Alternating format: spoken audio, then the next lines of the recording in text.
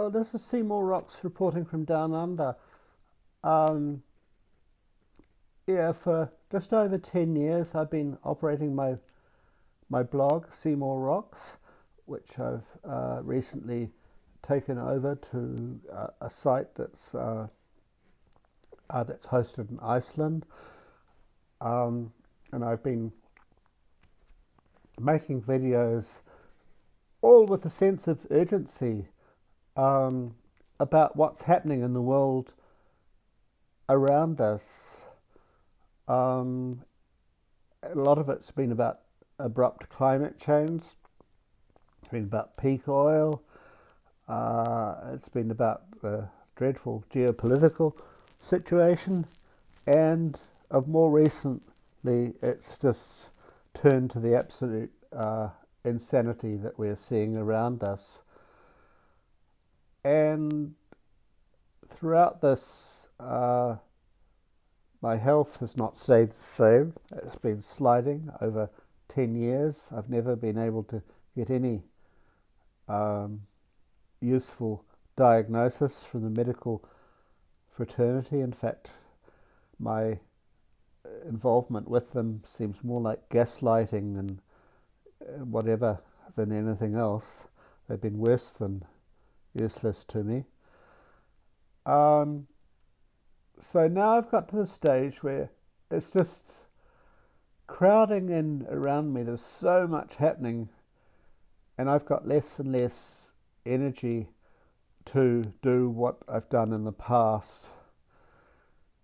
And the censorship on um,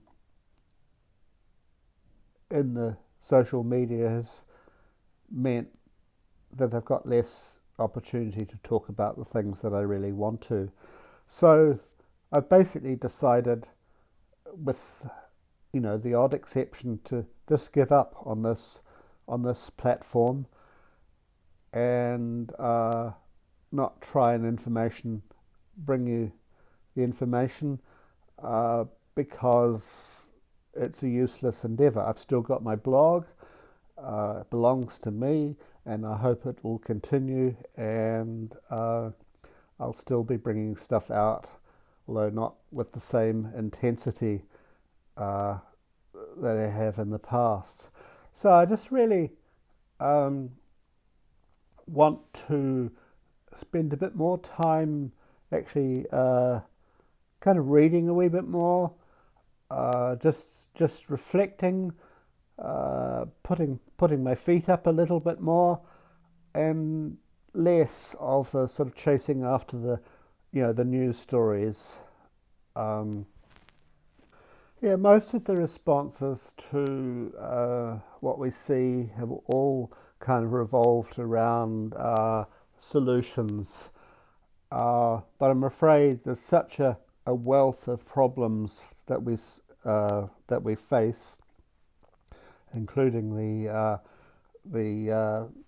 present one with the uh, so-called pandemic, that I don't really see uh, any solutions. So in that situation, I've moved in an opposite direction to some of my erstwhile friends. Uh, I've come to the position now where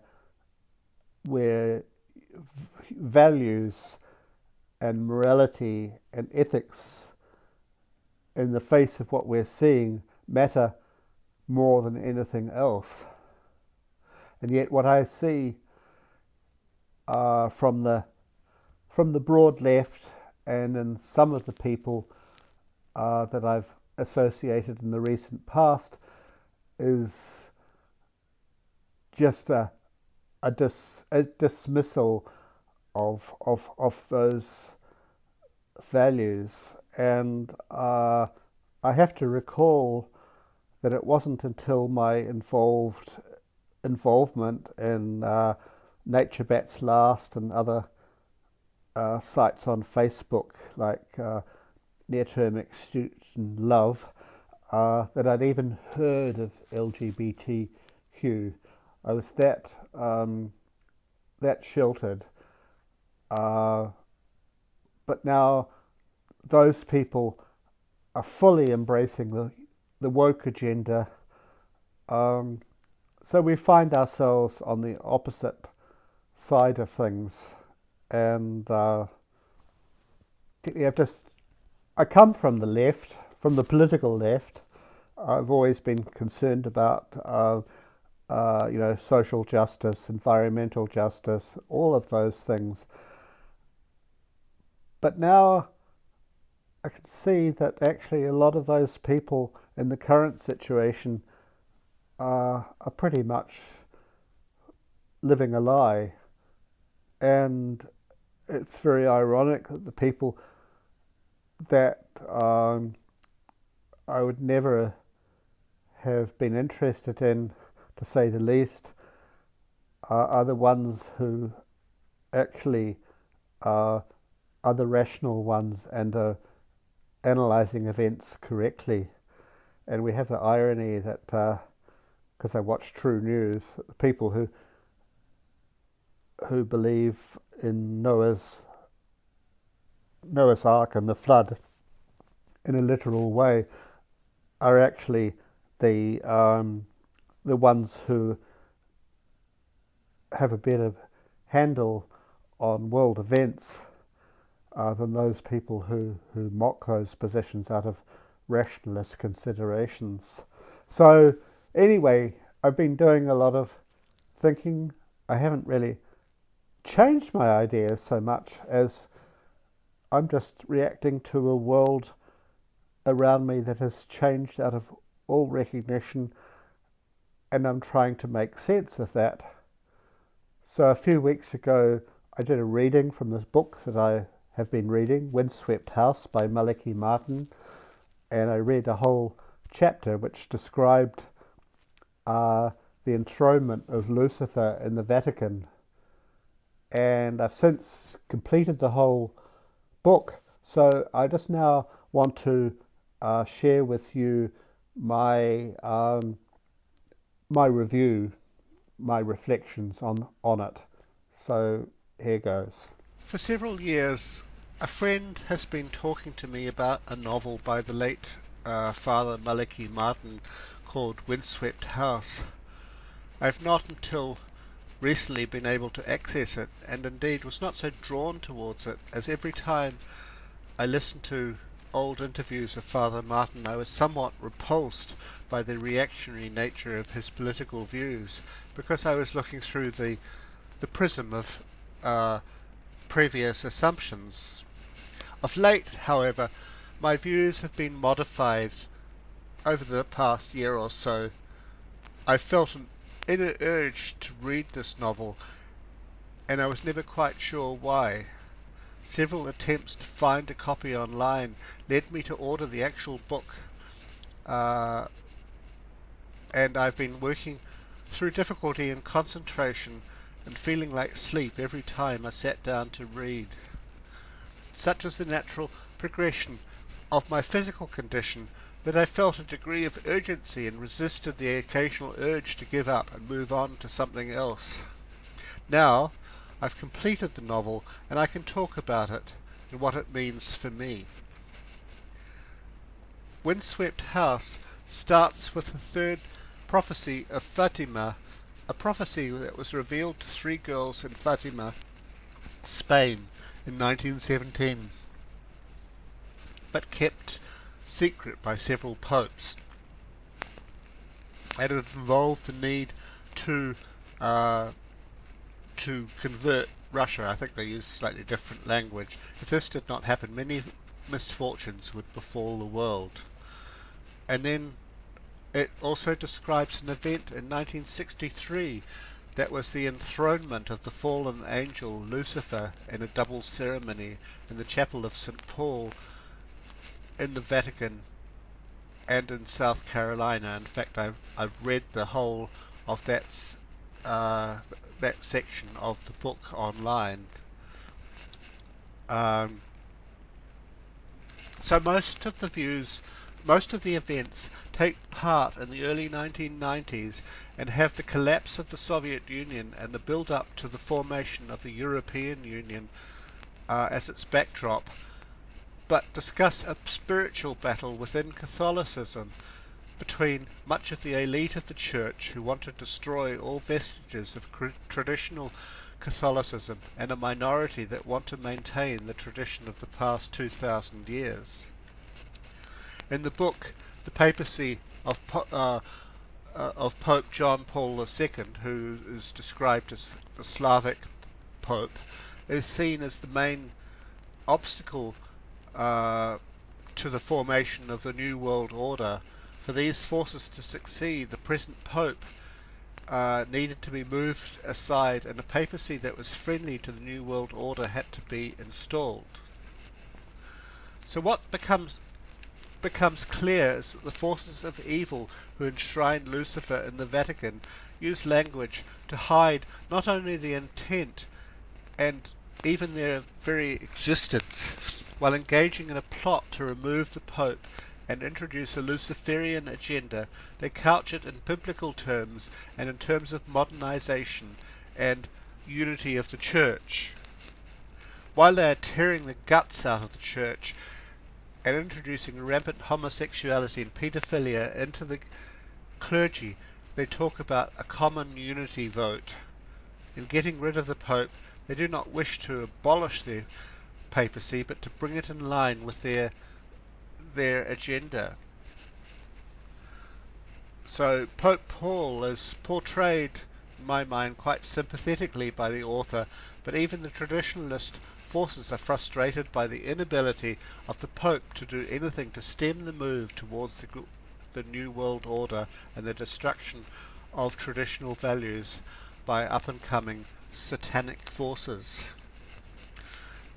In my mind, this has resonance with a much lesser man, Donald Trump, who abjectly failed to support those who were trying their best to save his presidency and put his trust in his old mate, who effectively sold him down the river through his own incompetency. Father Martin said that his novel was 95% factual and couched it in novelistic form. In terms of Pope Paul II, John Paul II, he did not resign and also did not get his fervent wish to visit the former Soviet Union. Instead, it was his successor, Benedict XVI, Cardinal Ratzinger, who evidence suggests was overthrown in a coup and was succeeded by a globalist apostate Pope Francis. Jorge Mario Bergoglio, who has undone all the traditions of the Roman Catholic Church like nobody else, even the Second Vatican Council, which marked the beginning of the rot by replacing the unifying Latin Mass in its vernacular form. Whilst reading this novel, various reports have come my way indicating that the real coup of the type described in Windswept House have come my way, so I'll provide some links to those articles. So this explains really the position of the traditionalists in the Church. I have to make clear at this juncture that I'm not a Catholic, and the traditional dogmas opposing modernist agendas have been rather repulsive to me in the past. But I have come to reconsider just a little bit and now see that despite its huge shadow, the Catholic Church has been a unifying force that has, until recent years, protected its flock against straying too far into immorality. So perhaps I can best explain it in this way. Throughout my life, I've always been rather agnostic in the debate about abortion. I always saw it as a moral choice that every woman has to make who was confronted by an unwanted pregnancy. And that would remain my position, were it not for what I have learnt about moves to not only make full-term abortion legal, but to encourage it. That is what I see in the New Zealand government when Minister Andrew Little denies claims of full-term abortion which removed any provision for having the procedure earlier than 2 weeks, leaving the decision up to the woman and her doctor on the grounds that there is no such thing. That is precisely what these people, and I do class Andrew Little as one of them, do. They get you to adhere to an original liberal position, which seems quite reasonable, and before you know it, find reasons to take the law several steps further to its illogical conclusion. They also lie, as in the case of Little's statement. I recall someone saying in a recent interview that politicians in the past did not exactly speak the truth, but they did not tell outright lies either.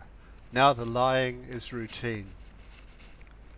And just recently I came across a report, an article that says UNICEF report says pornography not always harmful to children. So there we are, that's an illustration in point.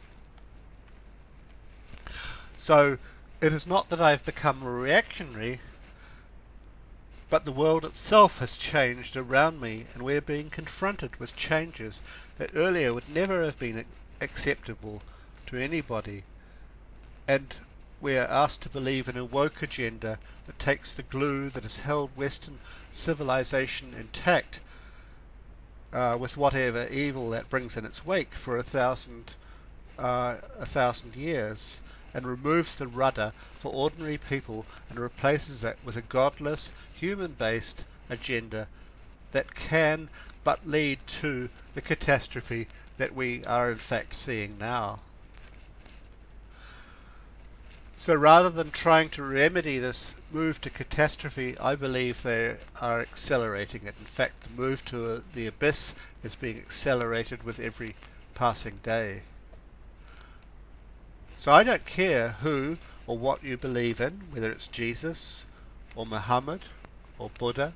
We all need to believe in something that is bigger than ourselves. We need to be in awe of the sheer mystery of life that remains despite every technological or scientific advance. Without that faith, that sense of human frailty, that sense of wonder, we are adrift. And I think it's by design. We've seen a gradual whittling away of everything that gives humans a sense of anchoring, of their sense of a place in the order of things. Over the time period that is described in Maliki Martin's novel until now, that process is accelerating at a rate that would have been hard to even imagine, let alone comprehend, just a short time ago. The novel has given me some tools towards understanding what we're living through, a process I think we all have to go through if we're not to be left defenceless and bewildered by what is happening around us. That, along with the parlour state of my health, which gives me a decreasing window of opportunity for clear thinking and writing, gives me a sense that the forces of darkness are circling around me. If I look out the window, everything seems pretty much as it should be, but it does not take very long for me to realize that things are anything but normal and we live in perilous times. So apart from speaking my dark thoughts aloud and taking time for long and careful reflection and indeed protection against these dark forces, I really don't know what to do. Yeah, no sooner have I sort of started looking at this, just about every day things come in to me that confirm what I've been reading about and realizing for myself, and I just want to share with you this this cartoon song that was delivered by a cross-dresser, and basically it it's directed towards preschoolers on one of America's biggest kind of cartoon outlets, and it has within it encoded pro pedophilia ideology through the colours on a rainbow. So I'll share the link with what I did on that, but listen to this video. Families marching one by one, hurrah, hurrah. Families marching one by one, hurrah, hurrah. This family has two mommies, they love each other so proudly, and they all go marching in the big parade. Families marching two by two, hurrah, hurrah. Families marching two by two, hurrah, hurrah. This family has two daddies, they love each other so proudly, and they all go marching in the big parade. Love you see, and everyone should love proudly, and we'll all go marching in the big parade. Wow! Thanks, Blue!